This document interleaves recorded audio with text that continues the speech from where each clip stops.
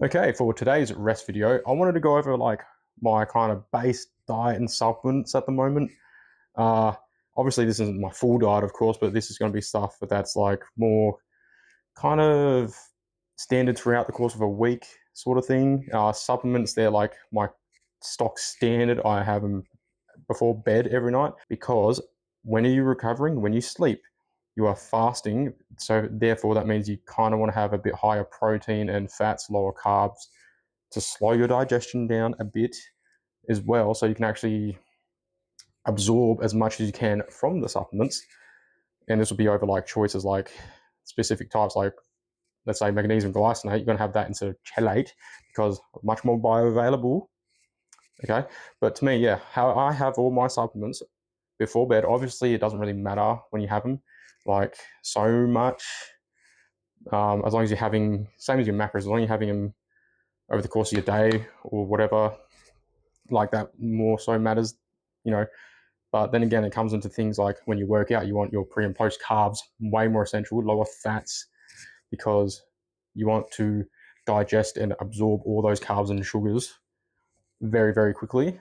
So you have that energy pre and post workout. So to fill your glycogen stores up again and use that for your just quick energy, because for bodybuilding, we are not looking to do endurance, explosiveness. All right, supplements, having before bed, in my opinion, is far superior than in the morning or in the middle of the day, because when you are going to bed, you are fasting.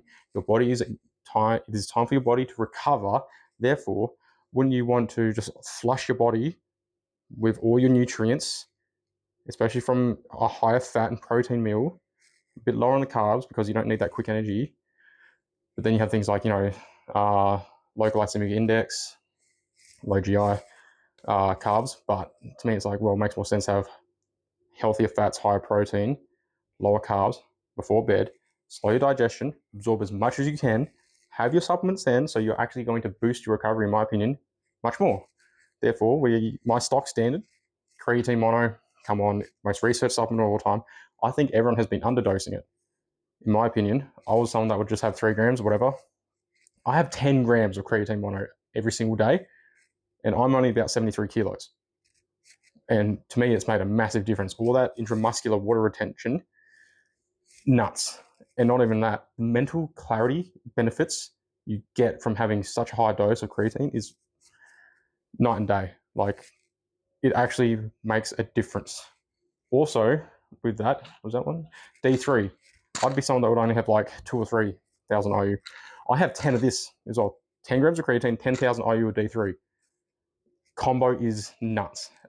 And especially with trying to be outside more often than not, if you're someone that does night shift or whatever, like, up your dosage of D3 just and watch the improvements of your body. I'm gonna say it, the 3 key ones here, mainly magnesium glycinate, creatine, and D3 should always be your base. Glycinate, which is just far superior as far as a form of magnesium. In my opinion, you shouldn't even be having magnesium chelate. Like, it's just not as bioavailable. You're kind of wasting your money. Stick with glycinate, never turn back from it. Those are the 3 stock standards, in my opinion, everyone should be having. Now, I boost my supplements with zinc and fish oils, just because for me personally, I've seen improvements when I stick to these versus being on and off of them, especially fish oil, because at the moment having a kind of low fish diet, like I wouldn't worry about fish oil so much if I'm having like salmon or tuna or fattier fish through in my diet, but I'm kind of off fish at the moment. Usually I'm having like a lot of like cans of tuna and cans of salmon, that sort of stuff, and whitefish, that sort of thing. But when I'm not having fish in my diet as much, I always make sure I got fish oil or krill oil. Zinc, just for honestly, because if you look at the testosterone benefits with zinc as well, please, kind of supplements aside, they're my base. I'll add things in and out just depending what it is, like ashwagandha, that sort of thing. I've kind of been on and off with. For sleep, sometimes it's melatonin, but I haven't had that in a while. Don't really need it, but these are my standards. I would never ever break from this group of supplements. Just any old form of pre-workout now. I'm kind of like usually having a high stim and a low stim sort of one at the same time. But at the moment, I've only just been having one at a time, finish it, go on to something different because why not? I will supplement with extra beta alanine sometimes, just because I like the little tingles you get. But just pre-workout, any old form of pre-workout, something lower in caffeine if you don't want to stay up all night. You know, pre-workout. I just think like, why wouldn't you want a bit of extra boost in energy? Paired with my pre-workout energy boost is my pre-workout carbs, which only like somewhat recently I've kind of been actually going no pre-workout carbs, post-workout carbs, and just you don't get that crash feeling and you actually get a nice good boost of energy. Now, pre-workout stack used to just be salt and honey always, which is just fucking great on its own. But what I don't know, salt, sea salt or pink Himalayan salt, Celtic salt, whatever. Minerals in that salt matter. But dates, pineapple, digestion and speed of digestion. So you can get that in you, fill your glycogen stores, use that the sugars you get from this for your carbs, for your workout, so you can go bang crazy, especially if you don't want to be in there for 2-3 hours. I prefer doing like an hour and a half at most. Like usually it's about an hour for bodybuilding, like my workouts. So pineapple, dates, honey, and apple. Apple kind of, if I have them or not, whatever, but my staple is like pineapple, honey, dates, apple every now and then. Have about 50 to 100 grams. My usual is about 70-ish grams of carbs from this makeup. Then I can spread out extra carbs throughout the day, especially like, you know, a bit of it after post-workout. That's kind of my pre-workout meals. Post-workout will be, you know, probably not the same. That's only like pre-workout. Now, we'll get on to beverage. Any old sugar-free drink, sugar-free cordials, sugar-free Cokes, lemonades, anything sugar-free. It's no calories. Have as much as you want. People go, oh, aspartame. There's more aspartame in a fucking tomato than there is in this. Get over it. Do your own research and you'll actually get knowledge and understand things and actually look at where the sources are coming from. Drinks, bevies, supplements, pre-workout snacks. Food, kind of the staple at the moment will always be low-calorie, sugar-free, reduced sources. Like these are essentially negligible. When you go per serving is a 15 ml serving, 90 kilojoules.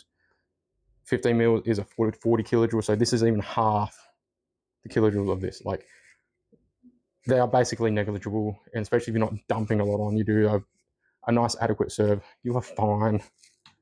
Look at your sources, just change up from your full sugar, high calorie ones to your low ones, and you can just have the same stuff, just taste not even slightly different. As far as your mayos, they are a big calorie intake source, especially the high fat mayos. These boys, stop having your QPs. They are so calorie dense. 15 grams, so 15 gram, 15 mil, whatever. 140 kilojoules, so it's about the same as both of these combined, but it is a mayo. And 33 cal serve, so you've got to be a bit iffy with this one. You've got to be a bit like careful, like no, all right, enough, like not too much, because this one can get away from you. But it's like still, if you look at any other mayos, this will probably be a third of the calories. So there you go. As far as main carb sources like potatoes, whatever, but this is also like going to be, you can still enjoy food on the calorie deficit as long as you calculate everything. My opinion, just your home brand cheap frozen chips are nuts. There are less calories than like any other name brand, and it's like they're clean. They're less fat, a little bit high protein, cleaner carbs. Like what is it? A kilo, so I'll have about 4 servings from this, 250 grams, which is about 55 grams of carbs, 5 to 6 grams of protein and fat. Then you have that with a lean protein source such as pork sausages. These are incredibly lean. Dardanup is a brand I will stay by. Per 100 grams, so you look at the percentage. So for this is just call it even 500, it's 540, but 500 grams, so the serving's not going to be that. This is like 2 servings, but Per 100 grams, you are getting 16.2 grams of protein, 4.1 grams of fat. The fat to protein ratio is nuts. And like 5.6 grams of carbs, no sugar. So just lean, low fat protein sources, low calories, nuts. I'll have 2 meals from this, so 3 and 3 with like half kilo lean meat, half kilo chips. Kind of a standard, works out to be like 1,200 calories of my meals kind of sorted in that sort of way. Instead of these like chicken or like beef patties, same sort of thing. Per 100 grams, 16 grams of protein, 6.5 grams of fat, 4 grams of carbs, like no sugar, but like only slightly higher in fat than this. Like it barely makes a difference, but like you can still have chips and sausages and patties and like all that sort of stuff on a diet. Like as long as you look at what's in your food, calculate it, track it, you can still enjoy things. It's not that hard.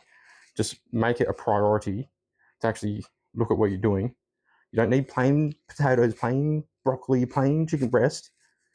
That is the silliest thing ever. Not only that, one thing is very important. Ooh, over here, seasonings. If you are not, I swear, if you are not seasoning your food, you are hindering yourself by miles. The amount of benefits seasonings do for your body is crazy. First of all, like stock for your rice or anything like that, add your stock, or like your bone broth or that sort of thing. Just stock, onion powder, like peri, what's this, curry, like turmeric, all that sort of stuff. The amount of benefits your body will feel, you'll feel so much better if you actually season your food. It's going to be that much better for you. You just having plain food is going to be a detriment, because you're not going to get the amount of nutrients from like the seasonings. Making your food taste better will make your body feel better. Going to kind of keep it at that, like just kind of a base. Like obviously I'm not having, well, I kind of do have these like a couple times a week, like as a standard, because it's, you know, when you're looking at this, like a pack of this, $6.50, a kilo of this, and I'm not just calculating back together, $9 for this, $6, so 15 plus these are like $4, so not even $20 for 4 meals. About $5 a meal if you add a bit of sauce on too, and you're getting crazy amount of protein and carbs, low fat, sorted, and just add a bit of seasoning on everyone. That's going to kind of do it. Nice and simple.